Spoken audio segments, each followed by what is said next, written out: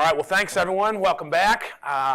And we're hoping to move now from a conversation about, constitutional history and touching on race a little bit to a conversation about a little bit more moving into religion, but also ways in which religion and race and identity intersect in our time. And I think you're really going to enjoy the hardest slot of the day to speak is right after lunch, and Dr. Simranjeet Singh is going to do it. So the goal of this one is to mostly sort of focus on the primary questions in Simran's 22 book, The Light We Give, how sick wisdom can transform your life. And it's basically about like race and religion in the United States and what is the overlapping relationship between the two. How does private life, private spiritual practice relate to public life, identity, expression? What's it look like to honor our differences and cultivate robust religious pluralism while also boldly confronting injustice and fighting injustice in the world, societal structures that are oppressive? What's the balance between seeking inner wholeness and serving others in the public square in our own public vocations in a way that reflects sacrificial love? So the idea is to sort of looking at a time when some of these things are in tension, to dive into a book and a tradition that is not majority and minority in a way that brings light. Dr. Simranjeet Singh is the executive director for the Aspen Institute's Religion and Society program, and he is the author of the national bestseller Light We Give, just mentioned. His thought leadership on bias and empathy and wisdom and justice extends across corporate, educational, and government settings. He's today an Atlantic Fellow for Racial Equity with Columbia University and the Nelson Mandela Foundation. He is a Soros Equality Fellow with the Open Society Foundation's Time Magazine in 2020 named him one of 16 people most fighting for a more equal America. He has graduate degrees from Harvard and from Columbia. He writes consistently for a number of major outlets, including Harvard Business Review, Time Magazine, RNS. He's also authored the award-winning children's book, Fajuta Singh Keeps Going, the true story of the oldest person to ever run a marathon. He was born in San Antonio. If you read his book, you can read about his soccer team in San Antonio. Yeah. Nice. Riverwalk. Today he lives in New York City with his wife and 2 daughters, where he enjoys running and writing and chasing his kids. Simran, thanks for coming to Faith Angle. The floor is yours. Thank you. What high school in San Antonio? Samuel Clemens. Nice. I went to O'Connor. Oh, okay. Yeah. I saw a meme the other day that said, like, for some reason San Antonio people always have to know what high school. And I was like, that's so true. It's true, right? Yeah. I don't need to know anything else about you ever. I'm happy. Yeah. Yeah. But it's good to be with you all. I'm really thrilled. The easiest topics to ever talk about: race, religion, identity. So we'll cover it. My thought is there's so much to say, so much we could talk about. There's so much going on. I've read up on you all in the bios, and I know you all know a ton about this stuff too. And so I thought what I would do is try and offer 3 takeaways of ideas that I've encountered more recently in my career. I'm trained as a scholar and a historian of religion. So 3 ideas that I've encountered that have changed the way that I understand what's happening in our country today. They're all related. I mean, obviously there's a connection point here, but they're kind of like, as I was trying to like pull together and weave together a cool talk, I was like, oh shit, this is gonna be a little disjointed. But I think, to me, the more valuable thing is that I give you the takeaways, and then we can have a little bit of conversation, and we can do our national narrative, third Reconstruction conversation later, right? So okay. The first point that I want to offer you, or the first idea, it really comes out of this lived experience that I've had that I couldn't really put into words. And I'll tell you, like, it really started for me when I was growing up in Texas, like wearing a turban, having this beautiful beard. Like, we stood out everywhere we went in Texas. And so racism was very much a part of our daily experience. And I could tell you stories for days, but I think you'll kind of understand that, like, it's Texas, it's a turban, it's kind of weird, right? So that's our upbringing. And I was a senior in high school when the terrorist attacks of 9/11 happened. And so it went from daily sort of what we might now call microaggressions. Sometimes it got worse, sometimes it was fine. But it was never really to the scale where things turned after 9/11. And so, I'll tell you, I'm a senior in high school. This semester had just started, it was September, right? Senioritis is hitting, I'm super excited, never go to class, all the good stuff. And we hear about these attacks, and we go to my teacher's classroom, Miss Strong, our history teacher, who was the one we were close to, and we watch the towers go down. It's probably half an hour, 45 minutes, no one's talking, there's probably 10, 12 of us friends watching. And so, it's kind of you're dumbfounded, and there's nothing to say. And then they announce we have a suspect. And never heard of the guy before, but they say Osama bin Laden. And then they put his face on the screen. And I look at the screen, and obviously in my head, I'm thinking a certain thing. Well, maybe not obviously, but I'm thinking something in my head about oh shit, this is gonna get real for me. But then I saw all my classmates look at me. They all turned and looked at me. And it wasn't we were close enough that it wasn't accusatory. They weren't what did you do, right? We were friends enough that it was almost sympathetic. Again, no one was saying anything, right? So it was all signals. But it was almost they were realizing the thing that I was realizing, and I was realizing if they think that, if they can understand that as people who have never lived in my skin, then this is gonna be worse than I thought. And so what happens that day, I have three brothers. Two of them were in my same high school. So from top to bottom, we're 5.5 years apart. So my poor mom. This has nothing to do with the story, but I'm just feeling bad for my mom right now. My brothers and I, two of them are in high school with me. One of them's in college already. So my mom picks us up early and takes us home. And I remember we locked the doors because we never used to lock our doors growing up. And we turn on the TV, kind of have a sense of things are bad, but how bad? And then that afternoon, the death threats started coming to our house. And it was phone calls first. And then in the afternoon, later that afternoon, it was people driving by. And I'll tell you, on the one hand, it was I kind of expected it, right? Racism wasn't new. And even in that moment when I saw Osama bin Laden's photo, I was there was something anticipatory about it, right? And my friends knew it too. So it wasn't surprising, but it was also a level of intensity that I'd never experienced. I didn't know what to do. And I'll tell you, it was the strangest thing as an 18-year-old to realize the way that I saw myself was so different from how other people saw me. And that experience, it's as adults now, I understand that this is we feel maybe we've figured out how to deal with this.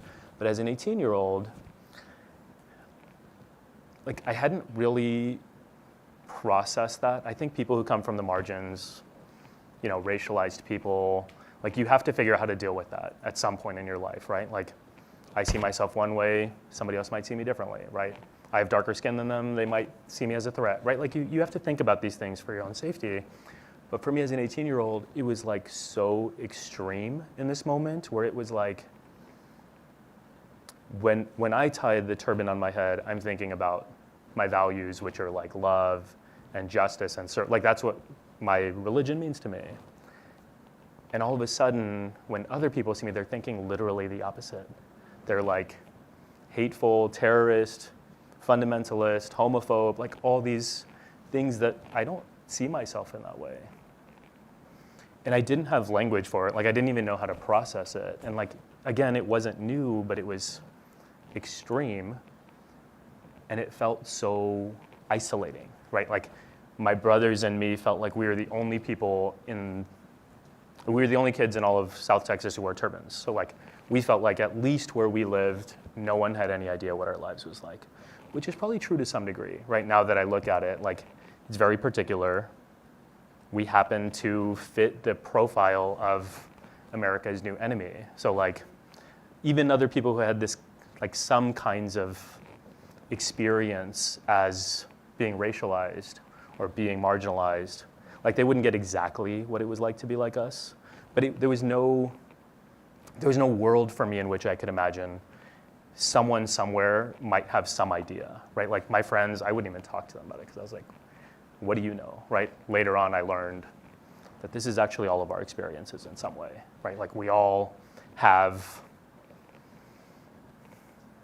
ways that we see ourselves that are different from how other people see us. And this is the first idea that I want to offer you all. It's a framework for understanding identity that has really helped me understand later in my life what happened to me then, but also what happens to all of us every day. And it's the framework is, the initials are IEA. The first is identity. And essentially that's just how you see yourself. So it's super simple, right? I see myself as a Sikh, I see myself as a father, I see myself as a basketball fan. Like all of these things are true. And in our culture, we have particular identity categories that we consider to be more salient, right? The protected classes. So like, what's your gender? What's your race? What's your sexual orientation, right? Like, that's how we talk about or understand identity in the society. But what I was starting to realize is actually all of us are so much more than that. And the shorthand for identity is just how you see yourself, right? So like, as an 18-year-old, I'm really struggling with like, I see myself as someone who cares about this set of things. People don't see me that way. So the shorthand has really helped me understand nobody defines your identity for you, right? You just are who you are. And how you see yourself is determinative of your identity. Where things start to get complicated is in the next step of the framework, and that's E is for expression. So how do you express your identity? How does it show up in the world? And what I learned was some of it is by choice and some of it is not, right? So like your skin color is involuntary, and like in this country particularly, the pigmentation of your skin determines how people perceive you, right? And there's a racial hierarchy that we know about. There are other aspects that are not involuntary, right? That you choose. Like I choose to tie my turban every day. I choose to be really cool and wear these cool dress shoes, right? Because I'm super fashionable and awesome. I think you have the same ones I noticed. Yeah. I'm feeling better about this. Yeah, look at these. Right, like if I'm a sports fan, I might wear a sports team's jersey, right? That expresses my identity. You know, I might need glasses, I can choose the style, right? So sometimes you're kind of in the middle between voluntary and involuntary. But like, your identity shows up in different ways, and all of us show up in the world in different ways on the basis of our identities. So things start to get a little complex because that the ways that we see ourselves are particular, the expressions are particular, but at least we have some kind of control over them, right? At least the voluntary ones. And then the third piece of the framework is attribution. What do people attribute to you on the basis of how they see you? Right? Like you might see me walking down the street and you'll be like, wow, that guy's wearing a turban, he must be hardcore, right? Like people make those assumptions.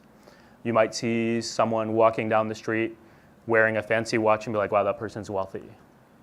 Sometimes those attributions might be correct. Probably a lot of time they are, but also we know what happens when they're not, right? This is all stereotyping. And what I would say is like, the attribution itself is not the problem, right? Like this is part of how our minds work. Like we have to filter information. We have to make determinations on what is out in the world, right? Without attribution, like we would not interpret what we're encountering in the world. But the challenge becomes like sometimes we're making determinations on the basis of false information, bad information, singular experiences, right? Tokenization. So like, hey, I have one friend. Let me tell you a funny story about this. So my brothers and I are big Spurs fans because we're from San Antonio. And we all, my two younger brothers and me all went to the same small liberal arts school. And one of my best friends from college, when I moved up to New York, came to visit, and she was on the subway, and she was like, I saw a Sikh on the subway. And I told them I was a Spurs fan, and they did not care. And I was like, why would you think that? She was like, all the Sikhs I know are Spurs fans. And I was like, that's limited information, right? That's how tokenization works, right? It's absurd, but like we all do this in some way, right? Like, and this is where, when we're talking about like something as small stakes as like the basketball team you love, like kind of funny. And then you go to like somebody who espouses a particular political affiliation, you're like, I know everything about you. Like I can tell you so much about everything you believe in. Like, are you right? Maybe, but like think about when people do that to you. They're probably not right all the time because you're more than, and you're more complicated than like all the assumptions they make about you. So that's where attribution comes in. And like, let me tell you, if I was 18 and I understood this, it would have been so much easier for me. And like, even now as we're in this country and like so confused about how to deal with each other, like this is actually, I have found to be very helpful in understanding not just how to interpret other people making assumptions about me, but also recognizing when I'm making assumptions about other people. So this framework has been like very, very helpful for me. And the last thing I want to say about it is it's not just I don't like to think of it as like a linear, like one-to-one to one.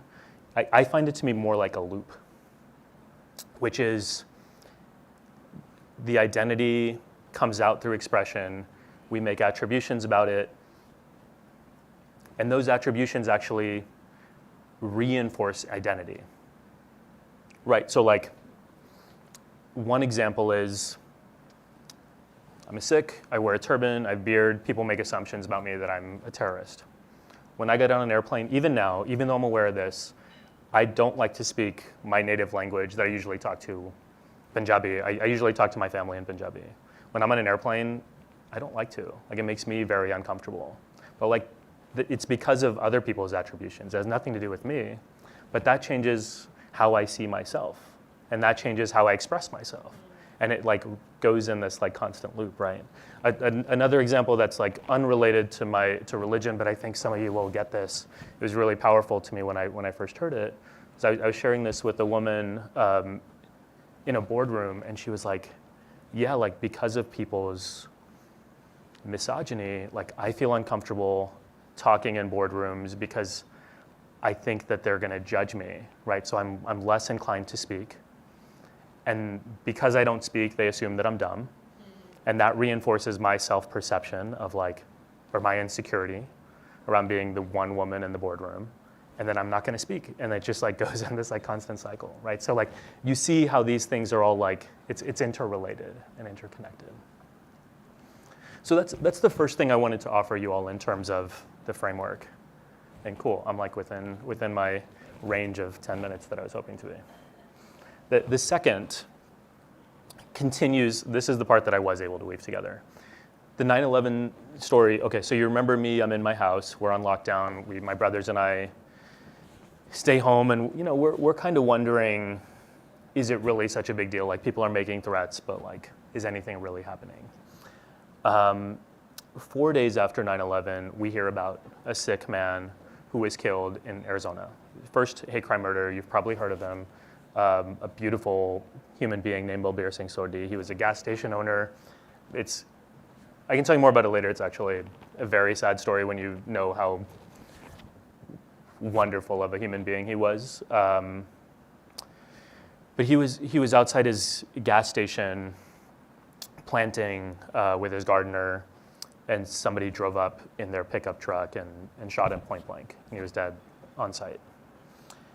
And you know, there's a whole story of like how this affects our community and other communities who are thinking about safety in this context. And like, if you know about this time period, you'll understand that like the attention was really on what was happening to our country in the aftermath of the attacks. It wasn't on the racist backlash that followed. And so there's like a real silence around the kind of hatred that was spreading. The story that I want to tell you, though, is actually one that I found very instructive for understanding the relationship between race and religion in America, in a sort of story that we don't typically talk about. One of the reasons it's so instructive is it's one of the few, in the years since I've worked on a lot of, like with a lot of organizations on hate crimes and hate murders and so on, this is one of the few that I've encountered where we have actual evidence of the perpetrator saying what they did and why they did it. Like usually you don't say the quiet parts out loud, right? And like afterwards, people get coaching to like, hey, don't incriminate yourself. But this guy, we have eyewitness accounts of what he was saying before, police reports when he was arrested of what he was saying when he was arrested, and then also court documents of what he said in court. And in all three cases, he's saying the quiet part out loud. And the language that he's using, again, okay, so he's talking about the sick man that he killed who was wearing a turban and had a beard. And he said before he killed him, he was in a bar and talking about he wanted to slit Iranian throats. He wanted to kill Middle Easterners, ragheads, Arabs, towel heads. Like you look at this language and you're like, on the one hand, you're like, wow, this guy got the exact, like he got the wrong person, right? Like he was trying to kill Muslims, clearly, and he killed a Sikh. He was South Asian, like from India. And the language in the news reporting around this incident said exactly that, right? The term that was used then, and you've seen it in different reporting today in different contexts, was mistaken identity. That's the term that's used in a lot of different contexts, but the idea is he meant to get these people, he got the wrong person. And you know, at first blush, it's fine. Right? Like you're like, okay, like there's truth to that. Like that is actually what happened. And maybe the term is a little weird, right? Like mistaken identity, but like it's trying to communicate something, and that's the thing. And I'll tell you, like back home in Texas, 18 years old, one of the things that was happening is we're getting on conference calls every evening, trying to understand what's happening to our community. So we would get reports on all the hate crimes in the country, and then like from community leaders. And then we would talk about what to do. And one of the conversations was after this killing was about that. Like, what do we do? And the first conversation that I remember, I was listening, right? I'm young. But the first conversation I remember was around this mistaken identity piece. And they were like, we would be so much safer if we leaned into this mistaken identity thing. And we just deflected the hate to Muslims. And the elders in the community talked about it, and they developed a strategy. But like I just remember listening to them talk through the nuances of it. And you know, the big argument was like, all we want is for our kids to be safe, which I understand. Then the other side of it was, but it's not right. Like it's not right to deflect hate. And that's when I first started to think about this mistaken identity thing. Like part of what it implies, and this is not how we talked about it then, but this is sort of where I want us to go with the conversation now. Part of what it implies is that there's a correct identity. Like we didn't deserve to be targeted. Balbir Singh Sodhi shouldn't have been killed, but maybe someone else should have been and it would have been fine. Right? That's part of the implication. The other thing that I learned as I started to get into my training as a historian was that there's so many problems that are represented in this single frame about how we think about religion and race and so many other issues in this country. One of them is the way that we understand things by moving them into isolated incidents, what historians would call ruptures, right? One of the things that happens when you only focus on the rupture is that you're never actually addressing the conditions themselves.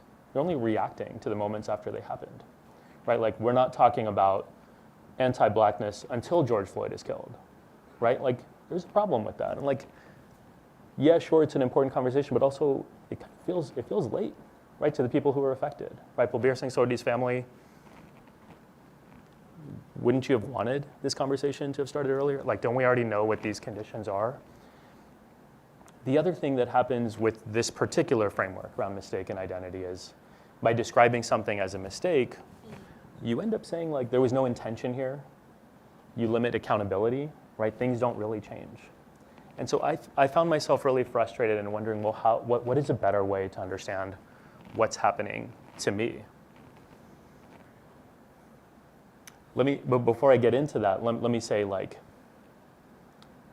one of the most common questions that I got, that I've received over the last 10 years as I've been working on things around Islamophobia have been, how can Islamophobia be racism if Islam is not a race, it's a religion?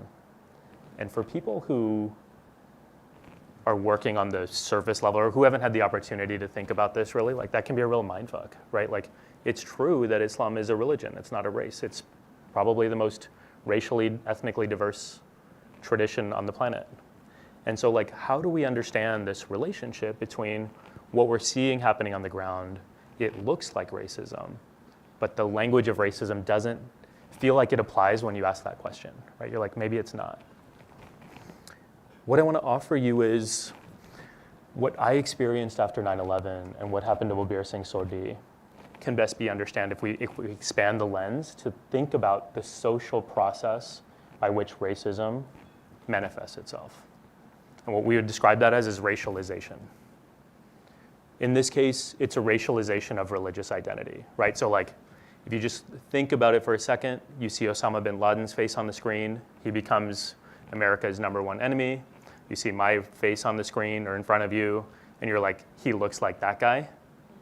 That's racialization, right? We have phenotypical and religious markers that indicate to you a certain kind of classification. It's not something you're ever going to see on a census document or one of those surveys you're filling out, but like it's a de facto racial category that comes out of 9/11 in particular, which is the apparent Muslim. Anybody who looks Muslim, it doesn't matter if you are or not, you're in this new racial category. Racialization is that process, and it helps us understand that actually there are all kinds of people who are not Muslim who are attacked because they look Muslim, right? How else are we going to understand what's happening here? In San Antonio, where I was, I saw Hispanic men get attacked because they had brown skin and mustaches. People assumed they were, I remember walking behind one of them one time, and somebody out of a truck, they didn't yell at me, which was kind of weird, but they yelled at this guy and called him Saddam Hussein, right? Like if you think of Saddam, brown skin, mustache, right? These are markers that people are using to identify who their enemy is. If you think about, there was a Lebanese Christian who was killed in Oklahoma soon after because people thought he was Muslim, and that's what they used to justify. He was Arab, he was Lebanese, he wasn't Muslim, but like the racial markers made him into their enemy. So this is the second thing that I want us to understand, that one of the connections between race and religion in America that we don't really talk much about is how, and this is particular to minoritized groups, religious minorities, how they are racialized in our society and how that affects their experiences in this country. Okay, let me check the time. Not bad. Okay. The third piece, and this was the one I didn't weave together so well, but I think you'll like this one. What I want to offer you all, and this is a newer idea for me, but I want us to look at racial hierarchy as an analog for religious hierarchy. And again, this is something that like I experienced growing up in this country, but I didn't really understand, or I didn't have the words for. But then started to as I started studying this stuff. Like let me give you like the kid version of it for me, which is growing up in Texas, go to interfaith events, right? Because for us, this was like a way for us to find survival and safety in our society. Going to interfaith events, and it would be like 10 different kinds of Christians, one rabbi, one imam, and then like one other, like Hindu or Buddhist or Sikh or whatever, right? And I'd look at that and be like, this is so funny to call it interfaith. Like, it's like basically like a dominant group, like it's the group, and then it's like their friends, right? Like it's not equitable, right, in the way that we understand, or in the way that I hoped it would be, right? And there's a really clear power dynamic. I could see this as a kid. I didn't know where it was coming from or why it was that way, and I was just like, all right, most people in this country are Christian, which is also true. What I learned in graduate school that started to blow my mind, and it's something that I've been working on in the years since, is that just like every other category that we have, there's a history to this. Just like we talk about race as a social construct and racial hierarchy as a particular history that we can look at and understand, and if we don't, we're not going to be able to dismantle it. The same is true for religious hierarchies. And this is something that's harder to talk about culturally, because in the way that, I think it was Kermit, Professor Roosevelt, who said, when the fish is in the water and it doesn't realize it's swimming in it, right? It's like, what's water? This is true. I mean, it's true about whiteness, but at least in the last 20 years or so, we've started to have cultural conversation about whiteness. We haven't really unpacked other normative features of our society that we take for granted, and one of them is Christianity, right? So Christianity is baked into the culture, but we don't really see it because we don't know how to look at it. We don't know how to look for it, and we don't know how to talk about it. And in our country, the dominant tradition is Christianity, but this shows up in different ways in other countries with other traditions, right? They just become dominant and taken for granted and normative. With Christianity in particular, and with the United States in particular, the history we can look at is the same history where anti-Black racism comes from, where modern American racism comes from, and that's colonial Western Europe. And if I can give you like the Cliff Notes version of this, it is a culture that's encountering difference, trying to understand it, and trying to, as they understand it, position themselves at the top of the hierarchy, which makes sense, right? Like, we've heard the story 100 times. And what they would say is, we understand you on the basis of who we are, right? Like, we are Christian, and our model for religion is, you have a founder, you have a scripture, you have a congregation, you have a church, and like, what is your version of that? And let's put you into that box. One thing that happens is not every religion fits into that kind of box, right? Like, so if you're looking at a tradition like Islam, like the relationship to the Quran and to the prophet is almost opposite of the relationship to Jesus and the Bible, right? Like, the Quran is infallible, right? That's revealed through God.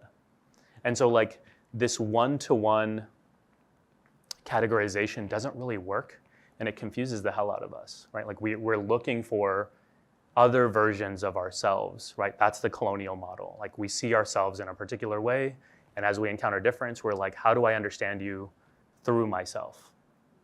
So there is a model that's created on the basis of how we see ourselves, and of course, if you're looking at the world through that lens, you're gonna put yourself at the top, because you're like, hey, we have all these things, and it's the better version of what you have, right? Like, we expect a culture to have a theology about God, and hey, if you're Buddhist and you don't have a clear theology, like, you can't be as good as us, right? But you're kind of setting the standard on the basis of what you expect, right? So the game's kind of unfair, unreasonable, and that's how you produce these inequities over the years.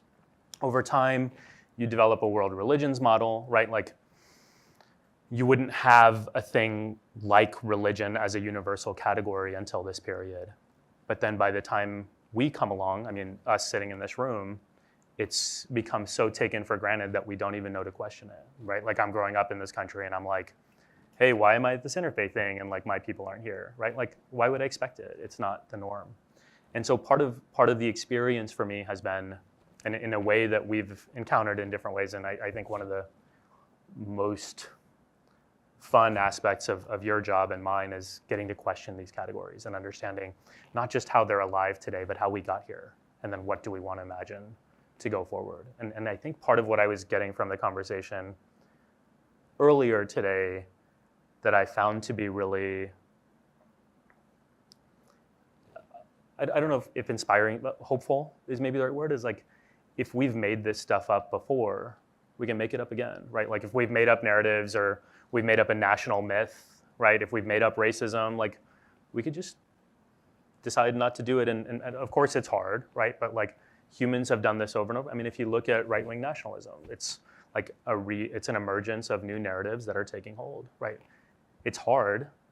And we were talking at lunch about some of the challenges around doing that in a way that's pluralistic and equitable and serves everyone, but like it's possible. And I think that to me is part of the hopefulness of this conversation, right? Like if colonialism came in and like fucked up how we think about people around us, like we could do the same thing and like do it differently, right? So I find that to be inspiring. So that's my like three takeaways around religion, race, identity. I hope it was helpful. I hope at least one of them was new or fresh or interesting or instructive. And any conversation, I'm open, questions, comments, other directions, basketball.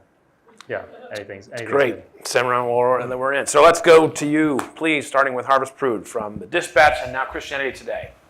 Hi, thank you so much. Yeah. I'm not exactly sure how to phrase this question.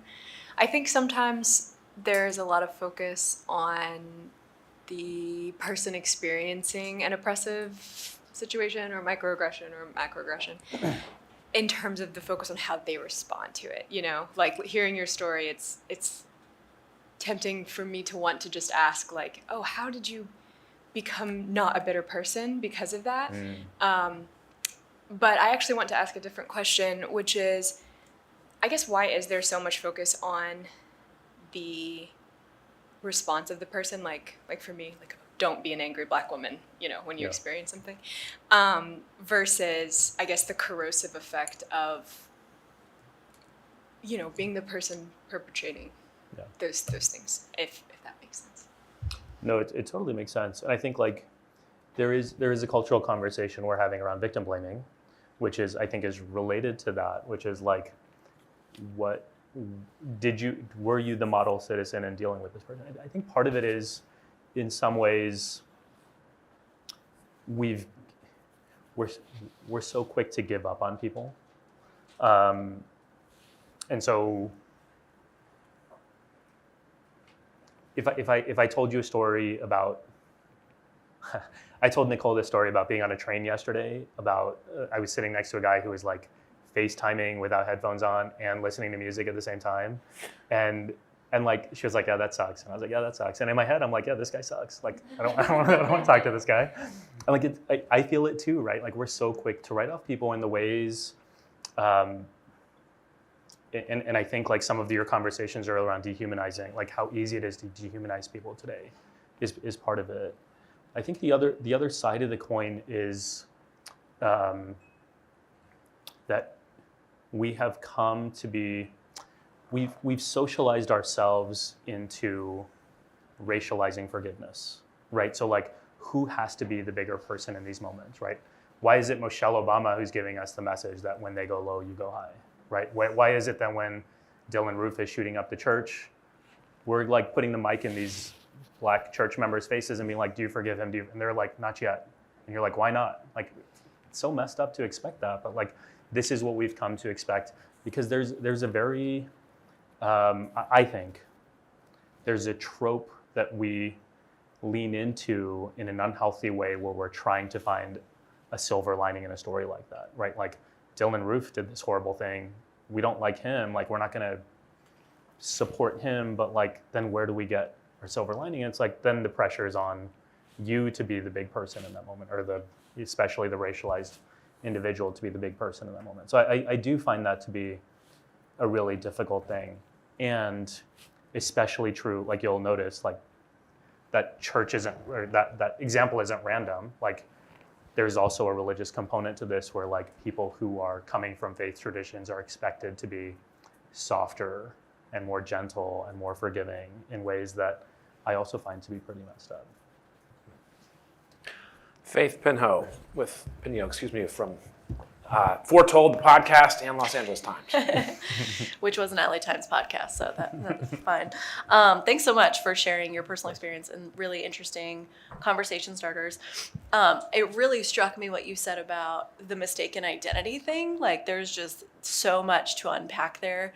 And I know it's also interesting now talking about 9/11 because, I mean, I was pretty young when that happened, and yet there, obviously we can still talk about the ramifications of it, like over 20 years later. And we're right now experiencing a really tumultuous religious time with the war in Gaza and Israel.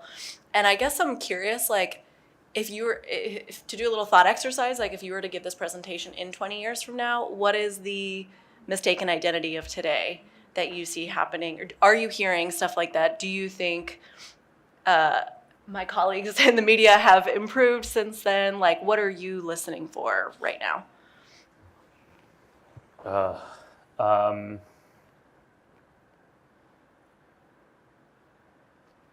I'll tell you a funny story because I don't want to get too sad. I was shooting for a new TV show that we're working on, and we're like going to different sites in New York, and so there's like a whole camera crew with me, and like, the shades or whatever those are.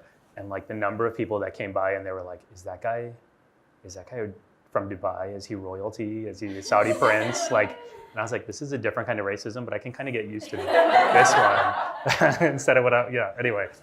So like, yeah, the mistaken identity I think is still real for a lot of people. I mean, I think,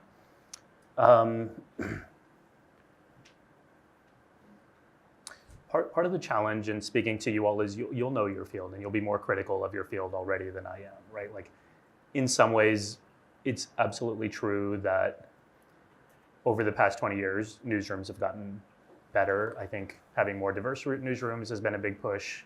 That's improved coverage. I think cultural and religious and other kinds of literacy efforts that have been pushed behind the scenes. I think like professional development, all those things. It feels like progress, and progress doesn't always feel good enough. And like there's plenty more to do, and there's so much that I'm frustrated with that I'm looking at. Let me say it this way. Now, I'm not saying it this way to be diplomatic, but I'm saying it this way to maybe say something different than you already have, that you haven't heard a million times already. And that is,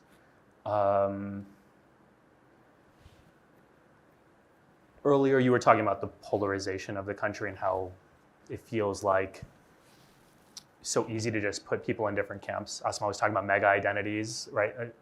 And I think like part of what is hard about your jobs is like in my field as a scholar, I could like nuance every sentence that I give you, right? Like, and I could write a 10,000 word essay, and you don't have 10,000 words. And so like, you have to simplify without being oversimplistic, and you have to represent different perspectives in a way that feels truthful. And I think that the most frustrating thing that I'm finding is like,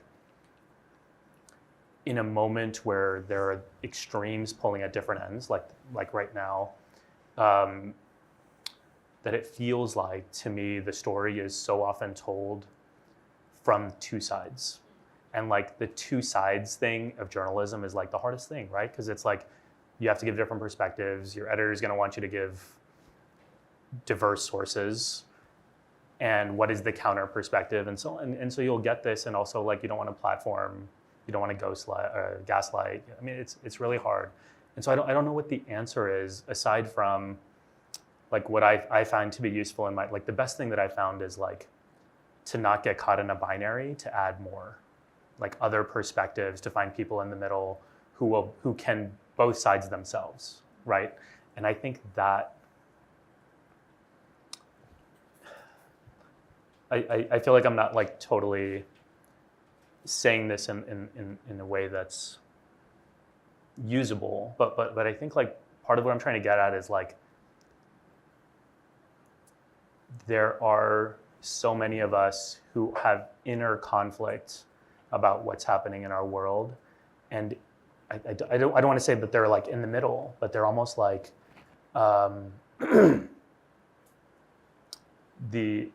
the certainty is like what's scary to me about people's perspectives, and being able to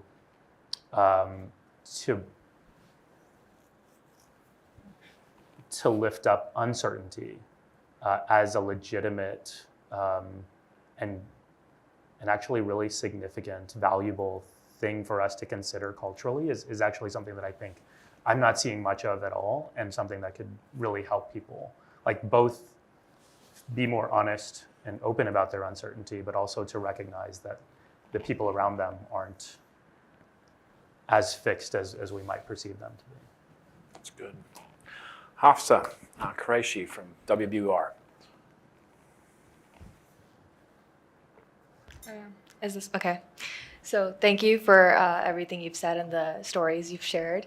I know we're making the case, that religion intersects with race and identity, but what do we do when religion is brought into an issue? Or rather, do you feel that religion is in every issue, where even sometimes at its core, like those issues kind of sometimes have little to do with religion, which kind of misrepresents the issue and also heightens the tension? So do you think that there's a way for us to navigate it where religion is not kind of at its core, or do you think religion is at the core of most issues? Give me an example. Kind of like, for example, categorizing something, as anti-Semitic when it would be more accurately described as anti-Zionist. Yeah, I see what you're saying.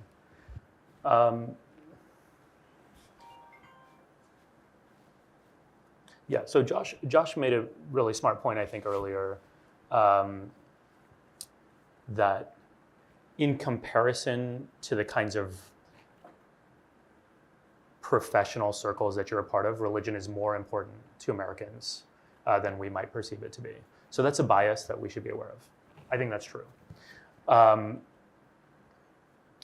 also think one of the challenges that we all face as Americans, and as people of the world, this is not a particularly American problem, is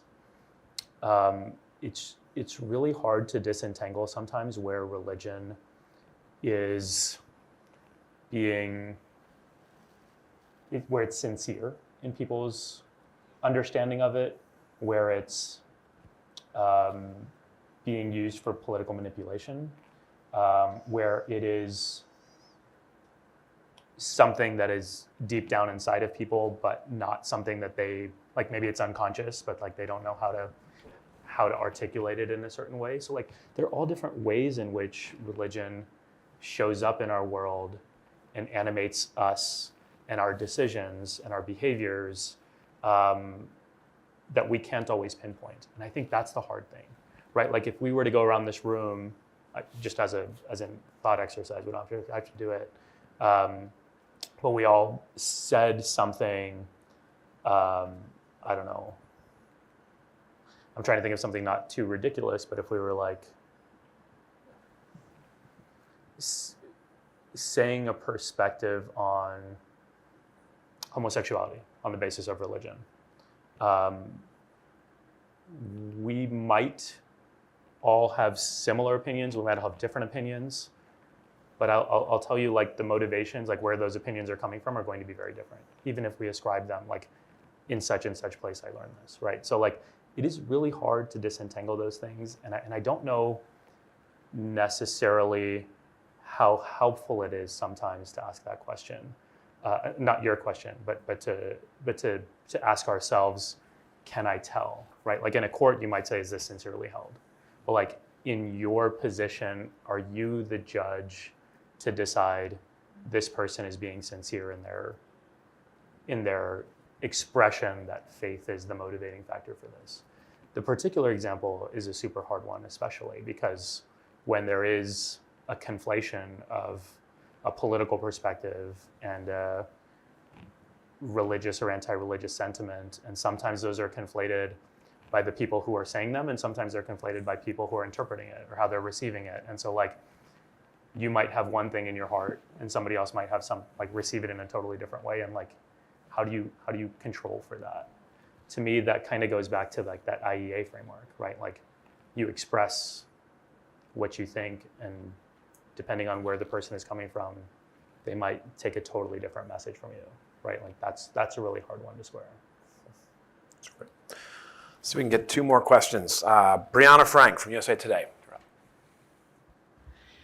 Thank you so much for this talk. And my question is actually on the IEA framework you gave us. So specifically when it comes to attribution, you were mentioning how sort of helpful it's been to identify this framework. But I'm wondering if you would have like an ideal goal of people not making those attributions based on someone's expression, or is the goal to just acknowledge that we're stereotyping someone and just acknowledge that so that you're leaving room, for another thought. It sort of reminded me of a quote that I heard one time. I forget exactly how it's phrased, but basically it was like, the first thought you have about someone is what you've been told to believe, and the second thought is what is actually what reflects who you are.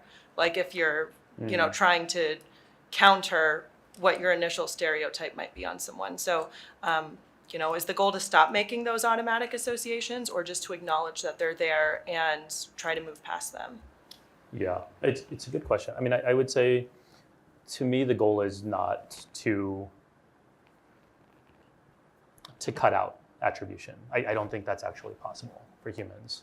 So what do you do? I think it's exactly what you're describing, that like you come to recognize and become more aware of the biases that you have, and then you start controlling for them, right? Like if you say, I had this experience with my daughter who saw a Black woman getting on a bus and she was like Rosa Parks, and I was like, oh no, we need to expose you to more Black women, and like we need to have a more diverse bookshelf. She was 2, and so like that was like the big action item for me. But like I wasn't aware of that bias that I was instilling in her, but because I was thinking about how her attribution was showing up, then I was like, okay, let me solve for that, right? Like, and I think that's the best that we can do. And I think, one of the ways we talk about it in our society today is around unconscious bias, or bias generally, conscious or unconscious. And so like, what do you do when you become conscious of your biases? Is you like a responsible person, a well-meaning person will say, okay, I understand where that's coming from. It doesn't mean that I'm the worst person in the world, but like I can do better. And so like, I think that's the goal for me. Thank you. And Jacqueline Hill, Box. Yes, thank you so much for this. I'm wondering, I think a lot of times when we talk about race and identity in this country, it's in a black-white binary. And I think, the racialization of religion kind of, it pokes at that a little. And I'm just wondering, like, how do you think of navigating that? How does that show up? It's, because it's not just one or the other. There's a lot of people in this country. Yeah. No, it's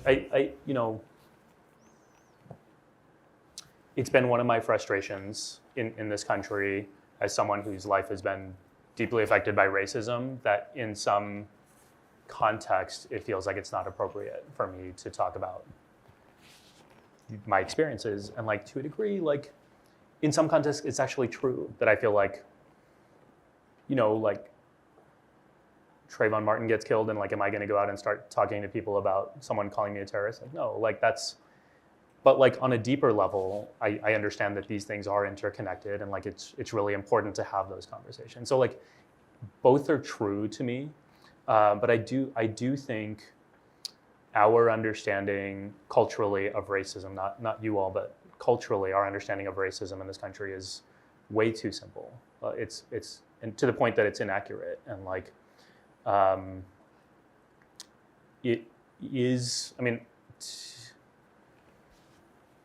if you think about the kinds of racism that East Asians have experienced in this country, like over and over again, over like decade by decade, and then like the pandemic hits and you get this outbreak of racism against them, and people are surprised, and you're like, why are you surprised? I mean, it's because we haven't talked about and we haven't learned from our past, right? Chinese Exclusion Act, Japanese internment, like they're real things that like we just keep doing it over and over again. So like, I think that's the cost of it. I think that's absolutely the cost of not talking about these, not just intersectionally, but even on their own as like real forms of racism that are ruining this country. Like I think there's, yeah. The other thing I want to say is,